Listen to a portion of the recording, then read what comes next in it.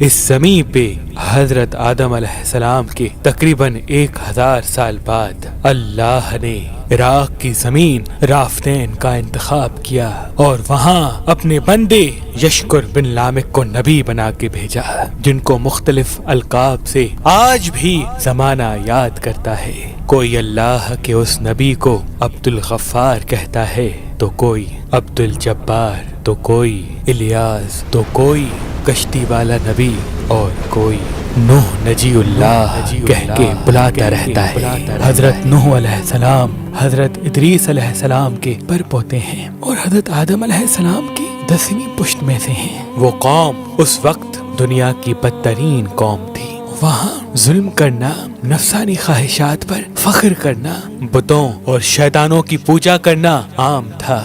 اللہ کے نبی حضرت نوح علیہ السلام بچپن سے ہی ان کو بار بار سمجھاتے رہتے تھے کہ اس کائنات کا مالک ایک اللہ ہے جس نے ہر ایک چیز کو پیدا کیا۔ نوح علیہ السلام جب اللہ کے دین کی تبلیغ کرتے تھے تو ان کی قوم ان کو اتنے پتھر مارتی تھی کہ وہ پتھروں میں ڈھک جاتے تھے۔ تاریخ نے لکھا تقریباً 950 سال تک آپ تبلیغ کرتے رہے، بار بار پتھر کھاتے رہے، لیکن افسوس سوائے چند غریب اور مساکین کے کوئی بھی آپ پر ایمان نہ لایا۔ آپ اپنی امت کے لیے اتنا روئے، اتنا گریہ کیا کہ آپ کا نام ہی نوح پڑ گیا۔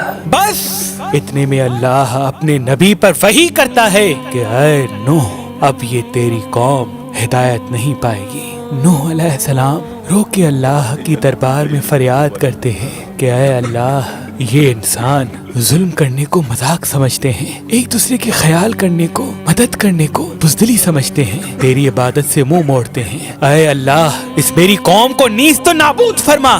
جیسے ہی نوح علیہ السلام نے یہ بد دعا کی تو اللہ نے پیغام بھجوایا، اے نوح، ایک کشتی تیار کر، ان قریب تیری یہ ظالم قوم نیست و نابود ہو جائے گی۔ بس اللہ وحی کے ذریعے اپنے نبی کو بتاتے گئے اور اللہ کے نبی نوح علیہ السلام وہ کشتی بناتے گئے۔ جیسے کہ نوح علیہ السلام ایک پہاڑ پہ رہتے تھے تو نہ وہاں سمندر تھا، نہ دریا، نہ درخت تھے۔ بالآخر اللہ کے نبی نوح نے درخت اگائے اور اس کی لکڑی سے کشتی کو بنانا شروع کیا۔ آپ لکڑی سے بڑے بڑے تختے بناتے، پھر لوہا لاتے، اس سے کیل بناتے، تختوں کو جوڑ کر اس میں کیل ٹھوکتے گئے۔ تاریخ نے لکھا تقریباً 100 سال تک آپ وہ کشتی بناتے رہے اور آپ کی قوم روز آپ کے پاس آتی اور آپ کی توہین کرتی، آپ کو پاگل کہتی کہ نہ تو یہاں دریا ہے نہ سمندر، پھر بھی یہ پاگل کشتی بنا رہا ہے۔ اللہ کے نبی نوح علیہ السلام آسمان کو دیکھ کے صبر کرتے اور اللہ کے حکم کو تسلیم کرتے۔ اس کشتی کا طول 300 گز، اونچائی 30 گز اور عرض 50 گز تھا۔ ایک روایت کے مطابق اس کا طول 1 کلومیٹر سے زیادہ تھا۔ یہ کشتی عام کشتیوں کی طرح نہیں، بلکہ جس طرح سے اس کشتی کو نیچے سے بند کیا گیا تھا ویسے ہی اوپر سے بھی بند کیا گیا تھا تاکہ بارش کا پانی بھی کشتی میں داخل نہ ہو سکے۔ اس کشتی میں الگ الگ 3 درجے بنائے گئے تھے۔ نچلا درجہ جانوروں کے لیے تھا، بیچ والا طبقہ انسانوں کے لیے اور اوپر والا حصہ پرندوں کے لیے۔ ہر درجے میں ایک دروازہ تھا۔ بس جب کشتی تیار ہو گئی تو اللہ نے فرمایا، اے نوح، اس زمین پہ مختلف جانوروں اور پرندوں کے جوڑوں کو اس کشتی میں سوار کرو تاکہ ان مخلوقات کی نسل باقی رہ سکے۔ حضرت نوح علیہ السلام نے مختلف پرندوں، جانوروں، خواہ ہر وہ چیز جس میں زندگی کے آثار ہیں، کشتی میں سوار کرنا شروع کر دیا۔ پھر آپ انسانوں کو حجت تمام کرنے کے لیے کہنے لگے، آؤ، یہ کشتی نجات کی کشتی ہے، جو بھی اس کشتی میں آئے گا وہ اللہ کی امان میں ہوگا۔ وہ پوری قوم ہنستی رہی۔ تاریخ نے لکھا آپ کے ساتھ تھوڑے سے ہی لوگ تھے جن کی تعداد بعض کتابوں میں 80 بتائی گئی ہے، جن میں آپ کے 3 فرزند حام، سام، یافز اور ان کی بیویاں بھی موجود تھیں۔ اللہ نے اپنے نبی نوح سے کہا کہ ان قریب تندور سے پانی ابلے گا اور پوری قوم کو ڈبا دے گا۔ اس بات کو سن کے قوم نوح ہنس ہی رہی تھی کہ اتنی دیر میں تندور سے پانی ابلنے لگا۔ لوگ اس پانی کو دیکھنے کے لیے دور دور سے آتے، ہنستے، لیکن کچھ ہی دیر میں ان کی ہنسی خاموش ہونے لگی کیونکہ وہ پانی پانی اتنا بڑھتا گیا کہ ان کے تمام گھر ڈوب گئے اور اوپر سے بارش بھی برس رہی تھی۔ وہ کافر یہ سمجھ رہے تھے کہ یہ طوفان کچھ دیر کا ہے، تو یوں وہ اونچے اونچے پہاڑ کی طرف جانے لگے۔ ان کافروں میں اللہ کے نبی نوح علیہ السلام کے بیٹے کنعان بھی شامل تھے۔ جیسے ہی نوح علیہ السلام نے اپنے بیٹے کو دیکھا کہ وہ کافروں کے ساتھ پہاڑ پہ چڑھ رہے ہیں، آپ نے دور سے آواز دی، اے کنعان، اس نجات کی کشتی میں آ جا۔ تو کنعان اور اس کی ماں بولی، ہم تھوڑی ہی دیر میں پہاڑ کی چوٹی پہ پہنچ جائیں گے اور پانی وہاں تک تھوڑی آئے گا۔ بس وہ پانی اتنا بڑھتا گیا کہ کہیں بھی نہ کوئی پہاڑ نظر آ رہا تھا،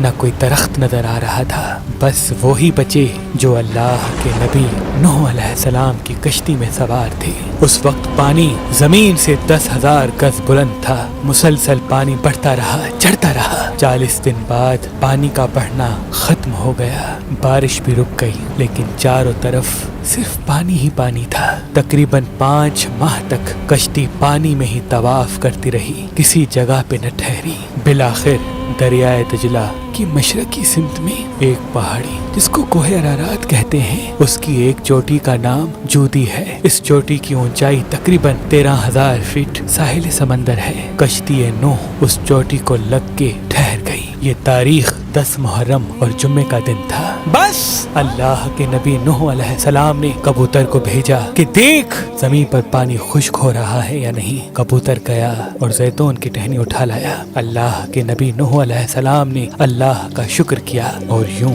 رفتہ رفتہ پانی کم ہوتا گیا۔ آپ اور آپ کی جماعت تقریباً 5 ماہ تک جودی پہاڑ پر ٹھہرے۔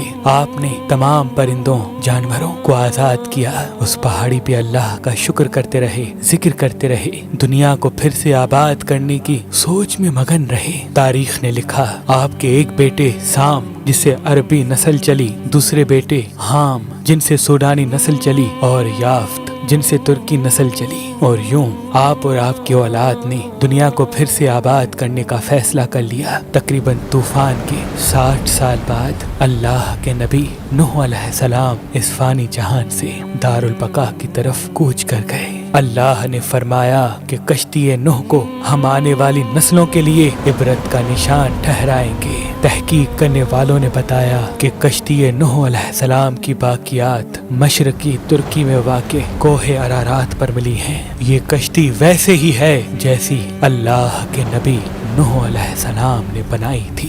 سلام ہو انسان کی نسل کو پھر سے زندگی دینے والے اللہ کے نبی نوح نجی اللہ علیہ السلام پر۔